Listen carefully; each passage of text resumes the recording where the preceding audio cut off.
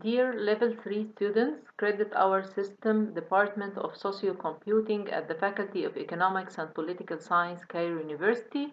Welcome back to our course named Social Network Analysis. Lecture 18. Good morning, everybody. Welcome to our 18th lecture today. But before we start today, as usual, I would like to start with some brief revision about what we have been doing in the previous stages or lectures, and then what we will do today, and what is the relationship between what we are going to do today and what we have studied in the previous lectures. In the previous lectures, we were studying two things. In the beginning of the semester, we studied the static network analysis, and I am not going to revise anymore today what we have studied in static network analysis. And then in part two, we started to study dynamic network analysis. And in dynamic network analysis, we say that it's very important to study network analysis from a dynamic perspective. Why? Because real social networks are continuously changing. Social networks are not static over time, but they also change over time. So we need, in order to understand the social phenomena and real social networks and complex systems, as we said in the beginning of the course, we need to understand the dynamics that underlie these social networks and what are the changes that may happen with time. So in dynamic network analysis, we say that in order to understand dynamic network analysis, we need to answer three basic questions. The first question that we have studied is, how do networks evolve? What is the dynamics behind the evolution of a network? How networks change, and what makes this change? And in order to answer this question, we studied many theories, and we concluded that we have two interpretations for the evolution of networks and how this evolution of networks occur. And these two interpretations are the diffusion or contagion theory, and we say that through diffusion and through imitation inside social networks, the network changes. And the other interpretations of how networks evolve is the homophilic principle. And we say that looking it in the other way, homophilic principle means that people who are alike or who are similar tend to flock together or to be linked together. So this is another interpretation of the dynamics that could occur inside a social network, that people who are similar are going to be linked together, and people who are not similar are going to be separated. So with time, you will witness that there are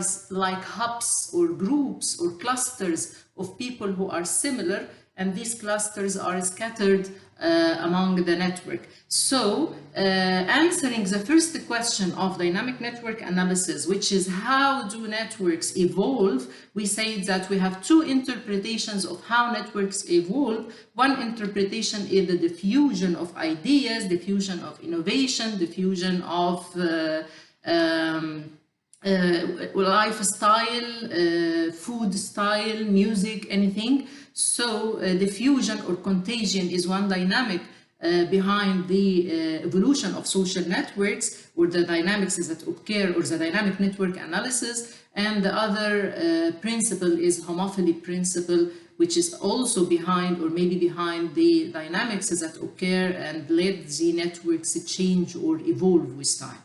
The second question, so the first question was, how do networks evolve? What about the second question? The second question is, can we predict what kind of networks will form through this evolution? So we understand that networks do evolve, and we understand how they evolve, but what will they evolve for? What will be the shape of the network that will be constituted or that will be shaped over time? So can we predict what kind of networks that will form with time? And in order to answer this question, we studied many kinds of networks. We said that in order to answer this question, I need to know first what are the different kinds of social networks that may evolve with time. So in order to answer this question, we studied random networks, and we said that random networks are networks in which links are scattered randomly among nodes. So any two nodes have the same probability to be linked together. This is random networks, and if you remember, we called random networks as Erdős-Rényi networks because these are the two mathematicians who made this theory, or who told us about random networks. And then after random networks, we studied another kind of networks that the network may evolve to form these kinds of networks, which are scale-free networks. And we said that in scale-free networks, the links are not scattered randomly. However, there is a preferential attachment, and what we said about the principle of preferential attachment is that if a new node is going to join the network, then this node will not be randomly linked to any other node inside the network. However, it will be there will be preference. This node will prefer to be linked to some nodes and not others. So based on this preference, the network will be shaped. And to which node will this new node connect, or will this new node will prefer to connect? Most probably it will prefer to be connected to the node with the most number of, or with the highest number of links or connections or social ties. And we studied the social and psychological interpretation of this phenomenon. So in scale-free networks, you will find like hubs, maybe just one big hub, which is the most familiar person, for example. And also you will find, or you may find not just one big hub, you may find several hubs around the network. So this new shape, or this shape of network or structure of network, which is totally different than the random network, is called scale-free networks. And then we studied small world networks, and we said that in small world networks, people are connected with short average path length, if you remember the small world phenomena and what we have said in lecture 17 about the code that all of us, or almost all of us, usually say, what a small world, or it's really a small world. Yes. So small world networks means networks in which the average path length from one node to another is really small. On average, on the overall Earth, for example, as Milgram experiment shows, that each two individuals are connected on average with each other through 6 steps or 6 other nodes that act as intermediaries between these two nodes. So small world networks are characterized by 2 basic characteristics. The first basic characteristic is small average path length, and the second basic characteristic is high clustering. These are the 3 types of networks that social networks may evolve to form these structures or these kinds or these constellations of social networks. And we also studied hybrid networks, and we said that hybrid networks means like a mixture between two or three kinds of networks. So if we mix, for example, random networks with scale-free networks, we take a fraction of the connections to be, or the links to be random, and another fraction of the links to be with preferential attachment. So we now created a hybrid network, which is a mixture between random and scale-free network. But also, hybrid networks means any mixture between two or three kinds of networks. So for example, if you have small world network with random networks, and then you make some fractions random and some fraction with a small world network, so you are also creating a hybrid network. So till now, we answered these two questions. How do networks evolve? And we said that network evolve through diffusion and or homophily.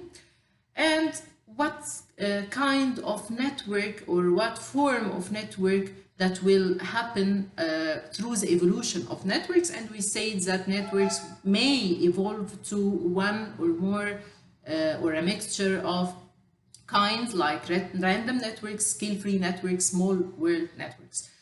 And the third question, or the final question today that we are going to study is how can we predict what will occur inside a social network? So, how can we predict what will happen inside the network? Till now, we have been growing networks in a dynamic sense. I mean, something is continuously changing in the network. The nodes may be added to the network, as we have studied before, especially in the first question, how do networks evolve? So we studied if a new node joined the network, what will happen and to which node it will be connected. So we have studied networks where new node can be added. In the previous two questions, we studied, or in the previous lectures, in dynamic network analysis, we studied the nodes and the links were changing. Now let's take a stable network, which means that no new nodes or links will be added and no new links will be changed or excluded from the network. And let's take a stable network and see what happens inside this network. For example, like something is spreading in a network, like a diffusion network. So in diffusion networks, no new links are added or no new nodes are added, so no changes in the number of nodes or the number of links. However, the change is in the state of the node. So if you are going to talk about diffusion network, in this case, you will consider a stable network with the same number of nodes and links, but the state of the nodes will change from one state to another based on whether the diffusion occurs or not, or reaches this node or not. So, for example, like something spreading in a network, like a disease could spread in the network, or a rumor could spread in the network, or innovations, or data, or fake news, or anything. So some new products or some new idea could also spread into the network, and then also the network chain. That depends on the network structure.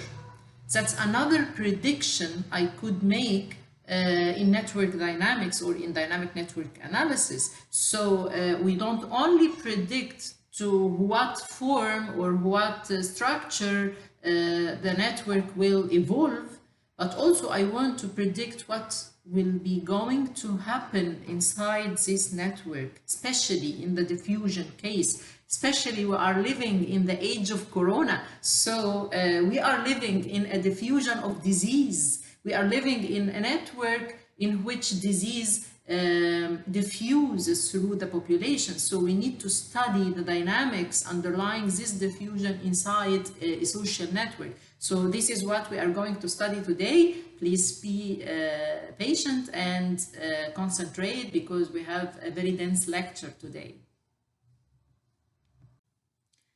I want to work here with another net logo simulation.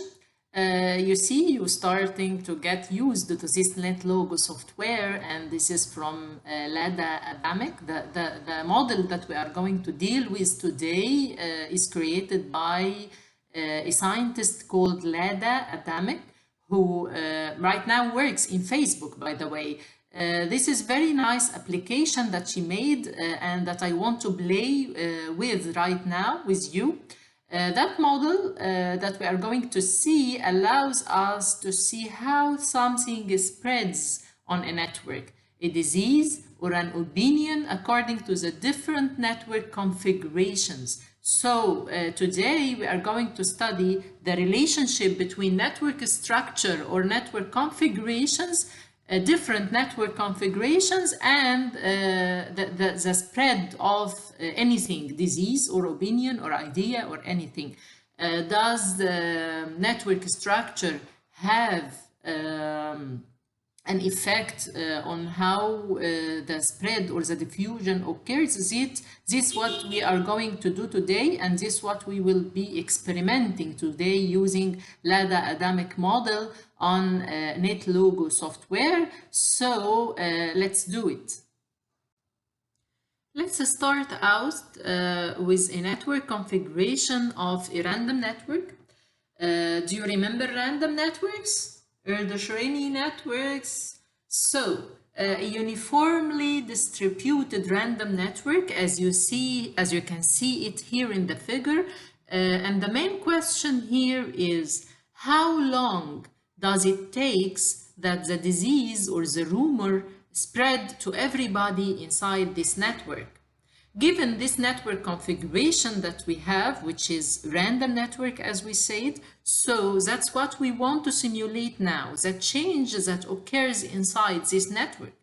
How long it takes or how long does it take until everybody is infected or everybody has heard this rumor, for example, or this fake news? So we start out here with one node being infected. You see here in the shape we have several nodes. It's a random network with many nodes, and all the nodes are in white or white gray, but there is only one node which is colored in pink. Can you see it? So this node, we say that it is infected. And necessarily in this model, the model is programmed like that each connected node will also get infected. So if a node is infected, then all the connected nodes or all the nodes connected or linked to this node are going also to be infected. So you start out with one node here, and this one node we are going to infect it now. This node is connected to 3 other nodes. Can you see here? From the shape, the infected node, the node in pink, is connected to how many nodes? It's connected to 3 nodes. So we expect that these 3 nodes will also be infected or will get infected. So the connected nodes to these 3 nodes will necessarily be infected as well. So the infected node infected the 3 nodes connected to it, and then each node of these 3 nodes will infect also all the nodes that will be connected to them. You could have another probability here, but that's the choice that we have made to keep things simple. So you necessarily get infected once somebody you know is infected. This is the main assumption behind the model here, but this is the not only assumption. We can put probability, but to make things simple, we made it just like that. Again, the other nodes connected, infected nodes, will also get infected, or the other nodes who are connected to infected nodes will also get infected, and so on. So let's watch now what will happen inside this network with time.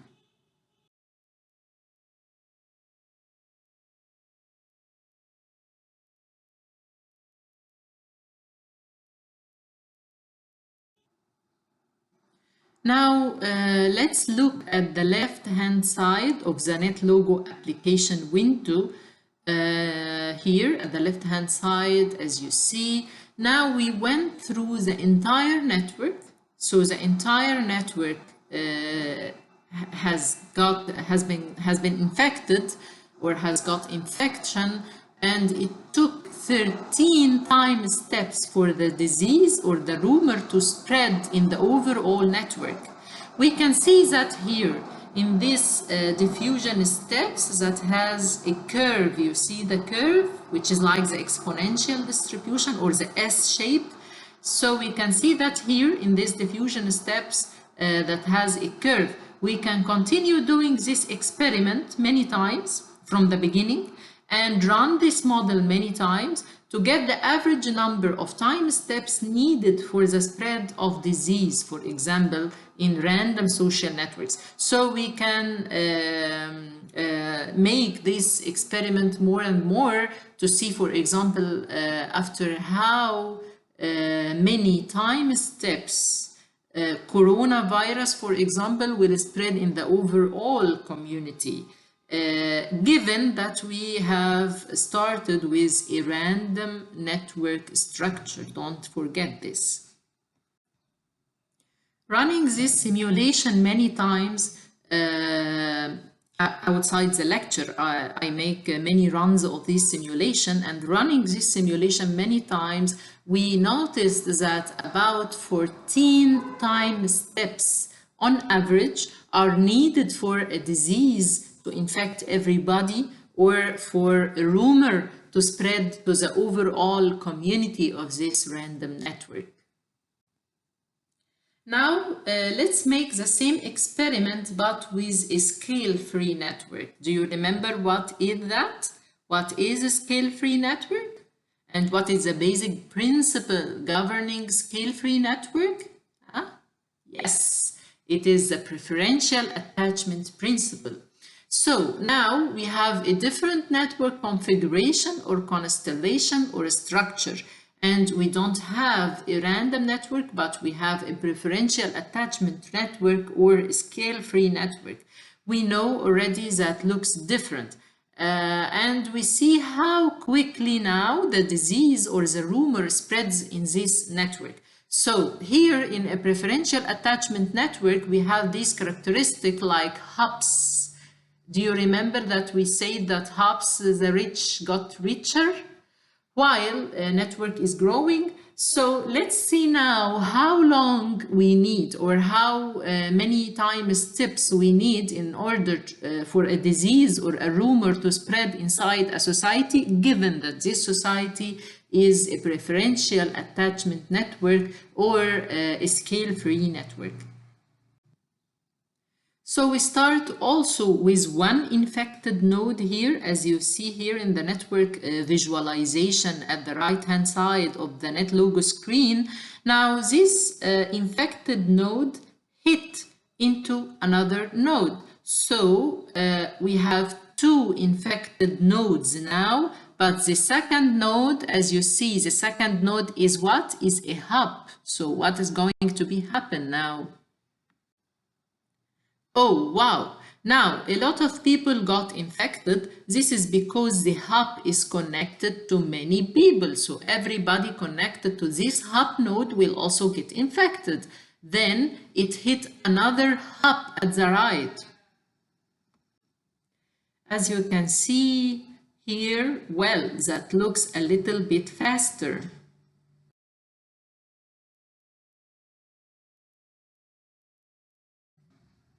So we only need 6 steps, 6 time steps to reach the entire network.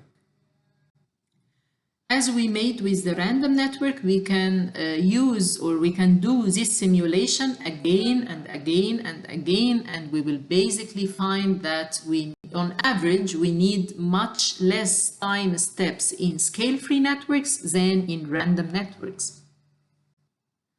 So why does it take much less time for a disease or a rumor to spread in a scale-free network than the time it takes to spread in random networks? Well, if you look at that, you can see why. Because once you reach one of these hubs.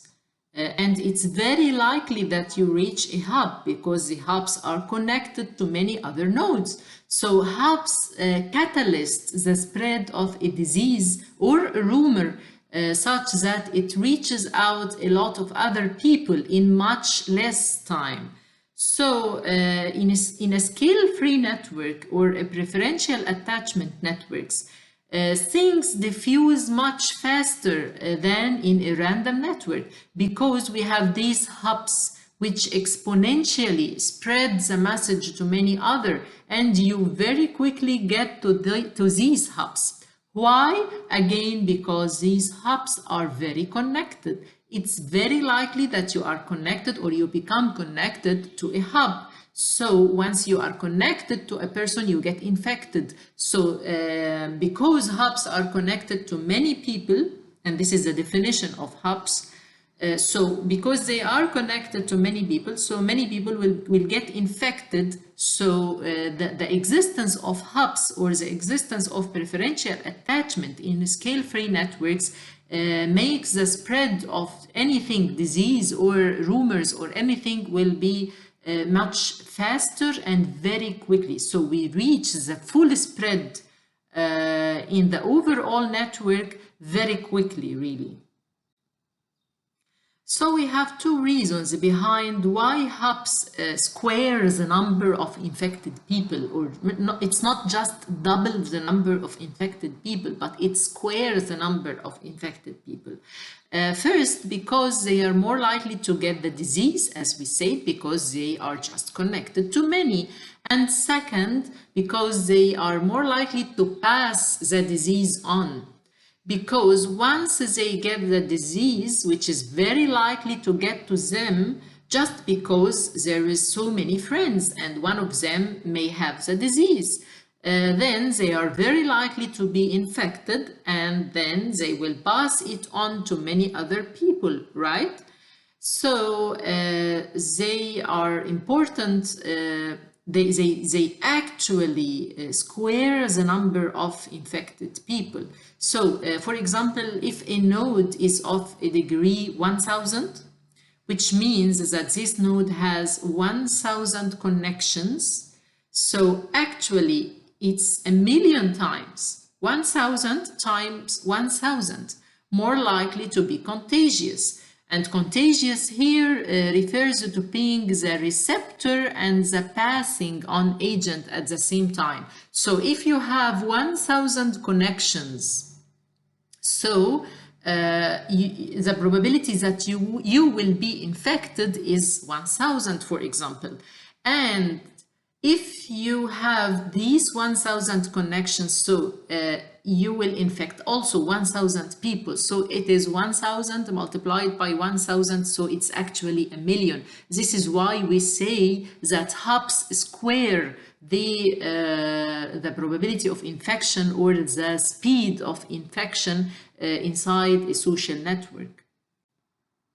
Now we will study another thing, or we will study the same thing but from another perspective. How would you then eliminate a disease? If you want to eliminate a disease from your point of view, how would you eliminate this disease? Usually vaccinations, for example, are taken care of by pretty much random vaccination, right? This is what happens in reality. There is a vaccination campaign, for example, and somebody says, come to the local school to get vaccinated, or go to your doctor or the pharmacy nearest to you and then get vaccinated. But here is the flu vaccine, for example. So they are like, let's vaccinate just everybody randomly. And if we cover enough randomly, the disease will be contained. This is what happens in reality. Now, from a network analysis perspective, now, my dearest students, you are not just like anybody. You studied social network analysis, and especially you studied dynamic network analysis and how the diffusion occurs inside this network. So, from a network perspective, does that make sense? Think about it. What would be the best strategy? A random vaccination strategy or what would you suggest as a student who studied social network analysis? So in order to answer this question, let's look at this network. So if this network, if you randomly vaccinate two people and then we might pick these two nodes in gray, for example. So the gray nodes are the vaccinated nodes, all right? So these two are vaccinated and the network is still pretty much intact. So the disease can still flow around the network. Like what if we vaccinated the two hubs and the gray ones here with a lot of connections in the center? So in the first case, we vaccinated just any two hubs in random, but in this case, we are going to vaccinate the hubs, the two nodes with the most number or the maximum number of connections, or the two most connected hubs or nodes. We basically, by vaccinating them, we broke the network apart, right? We broke the network into pieces. So now the disease can't flow anymore inside this network because it gets stopped by these people who have central roles. Now, the same logic, if you, for example, work with a terrorist network, that's as well. Well, what the military tries to do is to eliminate the central hubs because it would break apart the terrorist network. On the other hand, if you want to diffuse something, a political opinion or an innovation, for example, or something like that, you also want to connect the hubs because they spread this message on to many other people. In one of the previous lectures, we talked about different measures of centrality. Do you remember? If you have a node with a high eigenvector centrality measure, for example, it spreads and spreads and spreads. If you don't remember anymore what eigenvector centrality was and what was degree centrality, feel free to check back on that in the previous lectures. So it actually has been shown that using the PageRank centrality, and PageRank centrality is an eigenvector centrality, but PageRank is from Google. So when eigenvector centrality is applied on Google or on web pages, it's called PageRank. And Google itself applies PageRank centrality measure as a measure for centrality for web pages, which is the most important web page from Google's perspective is the web page with the highest page rank or the web page with the highest eigenvector centrality. So that's how Google ranks its pages. It uses this eigenvector centrality, which has to do with friends of friends. So now, so not how many friends you have, but how many friends your friends always have.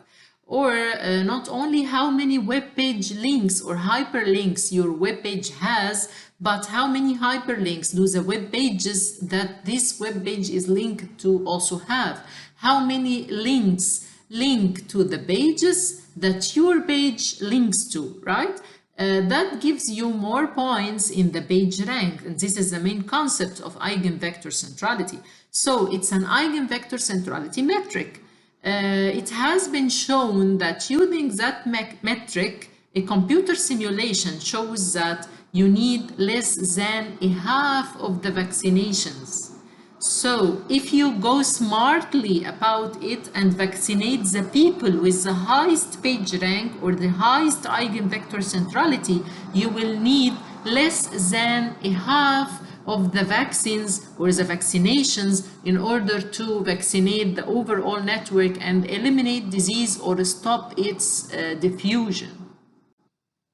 Now, what we always wonder in practice of doing social science and being a social scientist, we wonder how do we find these people, right? How do you practically find the people with the highest degree or eigenvector, for example? So it's not like people know their eigenvector centrality in reality. And you don't know as well. You don't know the network. You don't know the centrality measure for everybody in your social network, on your real social network as a social scientist, for example. It's not like the network is all mapped out with your community and you can just go and look at the network structure of this community and know who are the central people and then say, hey, you and you and you go get vaccine, right? I always wondered, so how do they do it? It sounds all nice in theory. Well, with a digital footprint nowadays and with the appearance of social media websites, for example, like Facebook and social networks websites, people reveal a lot about their social networks. So you know what people who are in touch with how many people. And we can detect that if you would really go and analyze the social network. I know that there are privacy concerns here, for of course, that we would have to consider, but it's much more. We have much more social network reveals today than we had before in the past, but there is another actually. When we look into this issue, we can find another way that actually people are doing that when they vaccinate people. And it's a very ingenious and very creative way. So you can find these hubs basically by making use of the network yourself to find the network structure. Well, as logic as it sounds, how is it in practice? So for example, you trust people to randomly name some friends. So you tell them, well, tell me the name of few friends. People give you the name of the friends. They say, okay, thank you very much. You can go ahead and you vaccinate those friends, right? So I will say that again. You ask people to name some friends. You don't vaccinate those people that you ask. You go ahead and you vaccinate their friends. Why? Why would you do that? It's a logic we already have mentioned because it's very likely that your friends are connected to highly connected people, right? It's just a probability. It's just because the other way around.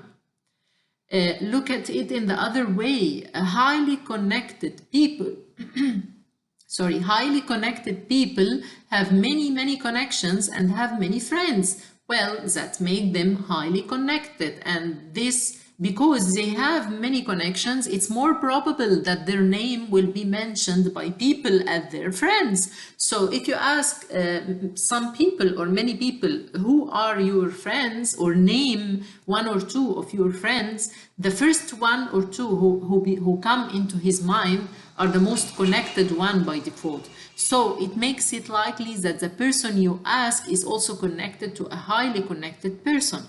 So if you ask people about their friends or about people they know with more probability, I mean, this is not exact social science, it's always probabilistic. But with a high probability, they mention somebody who is highly connected. So go ahead and vaccinate them. And then I have more likelihood. Nothing is guaranteed. It's not a deterministic exercise. But with a more likelihood, I am going to catch somebody who is highly connected, right? And on average, over many vaccinations, I am going to get this zap. That's actually how people do that. And I found that very creative. So let's wrap up now what we have studied today in this lecture. We studied or we tried to study the answers of the third question that we, or the final question that we ask ourselves about dynamic network analysis, which is how can we predict what will going to happen inside a network or inside a social network with time. So we studied different network structures. We studied the random network structure and scale-free network structure. And we studied the effect of this network structure on diffusion time, which means the average time that I need in order for something to spread inside or to diffuse inside a social network, either, for example, a disease or anything else like an idea, an innovation, a political opinion, or anything else. Also, as I said, we especially made some simulations and experiments regarding random networks and scale-free networks as two different structures of networks, and we studied their effect on diffusion time, and we concluded that scale-free networks on average needs 6 time steps in order to or in order for a disease, for example, to spread to the overall network. However, random networks needs on average 14 time steps. So scale-free networks needs much less time for, it takes much less time for something to diffuse to the overall network. And we asked why scale-free networks are much faster than random networks, for example, in spreading anything among the overall members of this social network. And the answer was the existence of hubs. And we said that hubs catalyst, and not only catalyst the spread of anything among the society, but also hubs square the number of nodes that can be infected, or the diffusion process can reach them. So this is what we studied today, and by the end of the lecture today, which is lecture 18, we finished the 3 basic questions, as I said in the introduction of this lecture. That we finished the 3 basic questions regarding dynamic network analysis. So now you have answers for these 3 questions regarding dynamic network analysis, and so you now covered full coverage, or made full coverage of dynamic network analysis concepts. Let's meet in the upcoming lectures with some applications of dynamic network analysis. For any further question or for more communication, please don't be hesitated to contact me on my email on the screen now. And you can also view these lectures on my YouTube channel, or the YouTube channel of Cairo University as well. So waiting forward to hear from you soon. Thanks.